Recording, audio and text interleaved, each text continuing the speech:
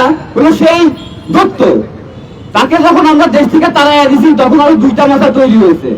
একটা হলো আমাদের ওয়াকার, যিনি সেনাবাহিনীর প্রধান হিসাবে রয়ে গেছেন, আরেকজন হলো আসিফ নজরুল। আমরা প্রথম দিন থেকে দেখতে পারি এই দুইটা ব্যক্তি ভারতের ইশারায় আমাদের উপদেষ্টা মন্ডল সাজাচ্ছিল। আমরা আশা করতেছিলাম যে আমাদের প্রতিনিধি যারা রয়ে গেছে, যে ছাত্র সমন্বয়তা রয়ে গেছে, তারা হয়তো বা আমাদের বাঁচাইতে পারবে। কিন্তু আমরা কি দেখতে পারতেছি, ইসকনের বিপক্ষে কথা বলার পরে যে জবাই শুরু হয়েছে, সেই ইসকনের জবাই কিন্তু এখনো চলছে। আপনারা জানেন যে জামাত শিবির একসময় রক কেটে দিত, এটা তাদের প্যাটার্ন, তারা রক কেটে দেয়, এটা তাদের প্যাটার্ন। আর আজকে ভারতের বিপক্ষে কথা বলার জন্য, আন্দোলন করার জন্য যারা এখানে আন্দোলনকারীরা, তারা কিন্তু খুন হচ্ছেন, তারা জবাই হচ্ছেন, এটাও একটা প্যাটার্ন। আপনারা মিলাই নিয়ে দেখেন আমাদের বিপ্লবের পর থেকে সমগ্র বাংলাদেশের ভেতরে আমরা কি অবস্থার মধ্যে আছি, আমরা কি নিষ্ক্রিয় অবস্থার মধ্যে আছি। আর যারা আমাদের মধ্য থেকে সুবিধা পেয়ে ক্ষমতায় গেছেন, তারা ভুলে গেছেন আমাদের কথা। যে উপদেষ্টারা আজ থেকে 4 মাস আগেও এই একই জায়গায় দাঁড়িয়ে সরকারের বিপক্ষে কথা বলে গেছেন, আজকে তাদের আমরা দেখতে পারি না, তাদের আমরা স্পর্শ করতে পারি না। তারা শহীদ মিনারে যখন তারা জাতির উদ্দেশ্যে শপথ গ্রহণ করে ক্ষমতায় যাওয়ার কথা, তখন তারা সেই 72-এর সংবিধান, সেই শেখ হাসিনার সংবিধানকে সেজদা করে তারা ক্ষমতায় গেছে। সেই দিন থেকে আমরা বুঝতে পারতাম যে আমরা মারা যাব, কিন্তু এই নৃশংসভাবে হত্যা হব আমরা, এটা কিন্তু আমরা ভাবি নাই। আজকে যে জবাই করা হচ্ছে আমাদের, এই জবাই আমরা জানি, আমরা প্রত্যেকেই সেই তালিকার অন্তর্ভুক্ত। তারপরেও কিন্তু আমরা এই লড়াই থামাই নাই।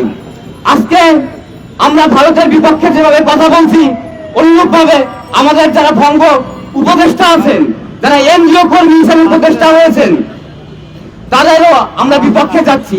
তাদের কোনো কর্মকাণ্ডই আমাদের দেশের পক্ষে না। পরিবেশ থেকে শুরু করে স্বরাষ্ট্র, এমন কোনো কর্মকাণ্ড নাই যেখানে জনগণের পক্ষে কোনো পদক্ষেপ গ্রহণ করা হয়েছে। বর্তমান বাংলাদেশে যাদের সাধারণ জনগণ বলা হচ্ছে, যারা বিভিন্ন রাজনৈতিক মঞ্চে ডক্টর ইউনূসের পেছনে যে এতদিনকার লোকগুলা নিয়ে, এতদিনকার শয়তান রাজনৈতিক ভাবে যারা আমাদের জনগণের বিপক্ষে রয়ে গেছে, তাদের নিয়ে তিনি ঐক্য করেন। ডক্টর ইউনূস যাদের নিয়ে ঐক্য করেন, তারা আমাদের জনগণের প্রতিনিধি না, তারা আন্তর্জাতিক রাজনীতির প্রতিনিধি, তারা কর্পোরেটের প্রতিনিধি, তারা দালাল রাজনীতির প্রতিনিধি। আজকে ক্ষমতার সব জায়গায় উপর থেকে নিচ পর্যন্ত সেই সব মানুষকে দেখা যাচ্ছে যারা কোনো না কোনো ভাবে আমাদের বিপক্ষে, দিল্লির সাথে সম্পর্কিত, হাসিনার সাথে সম্পর্কিত, অথবা পরবর্তীতে যারা অপেক্ষা করতেছে ক্ষমতা নেওয়ার জন্য, সেই বিরোধী দলের সাথে সম্পর্কিত, কিন্তু জনগণের সাথে কারো সম্পর্ক নাই। আজকে আমার যে ভাইয়েরা জমাই হয়েছে রাজপথে, তাদের জন্য সরকারের পক্ষ থেকে কোনো কার্যকরী পদক্ষেপ আমরা নিতে দেখি না। যে লড়াই শুরু হয়েছে জুলাই বিপ্লবের মধ্য দিয়ে, সে লড়াই কোনদিনে শেষ হবে আমরা জানি না। 1971 সালের 9 মাসের লড়াই যখন আজকে 2024-এ এসে ভারত পাকিস্তান যুদ্ধ হয়ে যায়, আমরা তখনই বুঝতে পারি কত রক্ত গঙ্গায় ভাসাতে হবে, কত রক্ত বাংলার মাটি খাবে। তাই জুলাই বিপ্লবে যে রক্তদান শুরু হয়েছে, আমরা বলতে পারি না এই রক্তদান কবে শেষ হবে, তবে নিশ্চিত বাংলাদেশের মাটি থেকে ভারতের দালাল এবং বাংলাদেশের বিপক্ষের সমস্ত শক্তিকে ধ্বংস করে বাংলাদেশ মাথা তুলে দাঁড়াবে। এক জীবন এক বাজি, বাংলাদেশ ভালোবাসি। ধন্যবাদ। ধন্যবাদ জনপ্রণীত আহমেদকে। এখন আপনাদের সামনে বক্তব্য রাখবেন ঢাকা বিশ্ববিদ্যালয়ের সাবেক ছাত্র নেতা জনাব শাকিল মিয়া। সামনে দাঁড়া, হ্যাঁ আমি দাঁড়াচ্ছি, আপনি যান, আপনি ঢোকেন, আমি দাঁড়াচ্ছি। বিপ্লবী উপস্থিতি, প্রিয় সাংবাদিক ভাইয়েরা, আমাদের এই যে মাটি, এই বাংলাদেশের মাটি কিন্তু অনেক দামি মাটি। এই মাটি অর্জন করতে গিয়ে আমাদের যুগে যুগে আমাদের এদেশের মানুষকে রক্ত দিতে হয়েছে, জীবন দিতে হয়েছে। আমাদের এই শেখ হাসিনার পতনে 2024 সালের যে আন্দোলন হলো, আমাদের 2000 ভাইকে জীবন দিতে হলো। এই শেখ হাসিনা এবং এই শেখ হাসিনার দূষণরা আমাদের ভাইদের 2000 ভাইকে হত্যা করার পরেও তাদের যে রক্তের নেশা, সেটা কিন্তু থামে নাই। আমাদের এখনো ভাইদেরকে হত্যা করা হচ্ছে। যারা এই জুলাই আন্দোলনে সামনে থেকে নেতৃত্ব দিয়েছে তাদেরকে হত্যা করা হচ্ছে। জসিমকে হত্যা করা হলো, সীমান্তকে হত্যা করা হলো। দেখেন সবগুলো হত্যার স্টাইল কি একই রকম, সবগুলো হত্যার ধরন একই রকম। এতে থেকে বোঝা যাচ্ছে একটি সংগঠিত গ্রুপ, সংগঠিত গোষ্ঠী, তারা এদেশের মানুষের মধ্যে ভয় এবং আতঙ্ক ছড়ানোর জন্য তারা এই কাজগুলো করছে। কিন্তু আমরা জীবন দিতে শিখে গেছি, শহীদ হওয়াটা আমাদের জন্য সৌভাগ্যের। আমরা বলতে চাই আমাদেরকে সব ভয় থেকে লাভ নেই, আমরা ইতিমধ্যে মারা গেছি। তোমরা আমাদেরকে যতবার মারবা ততবার আমাদের ভাইয়ের আরো উজ্জীবিত হবে। এখন এখানে সংখ্যা অনেক কম, কিন্তু দেখা যাচ্ছে যখন শেখ হাসিনার পতন হতো, আজকে আইন উপদেষ্টা হিসাবে এখানে আসিফ নজরুল স্যার দায়িত্বে আছেন। অথচ আসিফ নজরুল স্যারকে নিয়েই আমরা এখানে 10-15 জন ছেলে দাঁড়াইতাম একটা সময়।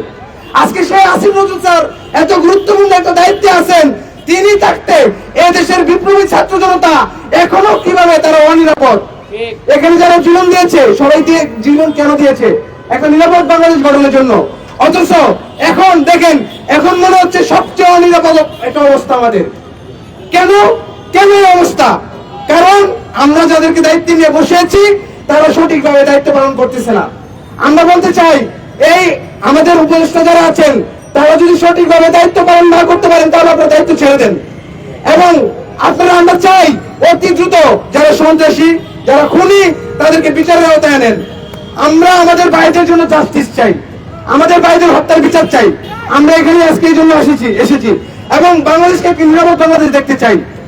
বাংলাদেশকে দেখা যাচ্ছে আপনার এই বাংলাদেশকে নিয়ে কিন্তু যুগে যুগে ষড়যন্ত্র হয়, বৈদেশিক ষড়যন্ত্র হয়, অনেক বড় বড় ষড়যন্ত্র হয়। আমি আমার একটি পর্যবেক্ষণের কথা বলি, আজকে বাংলাদেশকে নিয়ে অনেক বড় ষড়যন্ত্র হচ্ছে। বাংলাদেশের মধ্যে বিভাজনের রাজনীতি প্রতিষ্ঠা করা হচ্ছে। আজকে ছাত্রদের মধ্যে দেখেন কত ধরনের ভাগ করার চেষ্টা চালাচ্ছে, ছাত্রদেরকে বিভক্ত করার চেষ্টা চালানো হচ্ছে।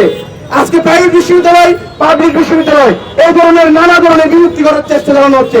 কিন্তু আমি দেশপ্রেমিক ভাই বোন, ছাত্র, শিক্ষক, জনতা, আপামর জনগণের উদ্দেশ্যে বলবো, আপনাদেরকে ঐক্যবদ্ধ হতে হবে। অনতি বিলম্বে আপনারা যদি ঐক্যবদ্ধ হবে এই খুনি সন্ত্রাসীদের কালো হাতকে ভেঙে না দিতে পারেন, তাহলে আপনাদের ভবিষ্যৎ খারাপ, আমাদের ভবিষ্যৎ খারাপ।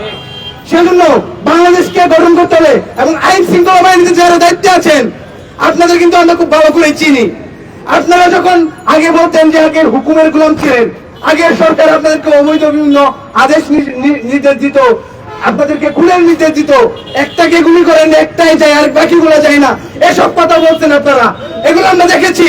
এখন যদি আপনারা মনে করেন যে এই সরকার তো আমাদেরকে কিছু বলতেছে না, করতেছে না, আমাদেরকে চাপ দিতেছে না, সেই জন্য আমরা কিছু করবো না, কিন্তু জনগণ কিন্তু আপনাদেরকে খেয়াল রাখতেছে। আপনারা সঠিকভাবে দায়িত্ব পালন করেন। যারা সন্ত্রাসী, খুনি এবং রাষ্ট্রীয় অরাজকতা সৃষ্টির চেষ্টা করছে তাদেরকে ধরুন, তাদেরকে জেলে ভরুন। এবং আপনাদেরকে একটি শেষ আমি কথা বলবো, সিনেমার মধ্যে দেখবেন ভিলেনকে যতক্ষণ পর্যন্ত না ধরা হয়, ভিলেনকে যতক্ষণ পর্যন্ত তাদেরকে ফাঁসি না দেওয়া হয়, ভিলেনকে যতক্ষণ পর্যন্ত না মারা হয়, ততক্ষণ কিন্তু সিনেমা চলতে থাকে। এবং সেই ভিলেন দেখবেন যারা হচ্ছে জনগণ, মানুষ, যারা নায়ক থাকে তাদেরকে কিন্তু হত্যার ষড়যন্ত্র করে, তাদের বিরুদ্ধে নানা ষড়যন্ত্র করে। এখানে দেখবেন আমাদের এই যে 24-এর আন্দোলনের মহানায়ক যারা সম্মুখ সারির যোদ্ধা, তাদেরকে টার্গেট করে করে কারো এগুলো করতেছে। এগুলো অবশ্যই ভিলেনদের কাজ, স্বৈরাচারদের কাজ। এই স্বৈরাচারদের এই গুলির মুখে যারা বুক উঁচু করে দাঁড়িয়েছে তারাই ছিল আমাদের এদেশের প্রকৃত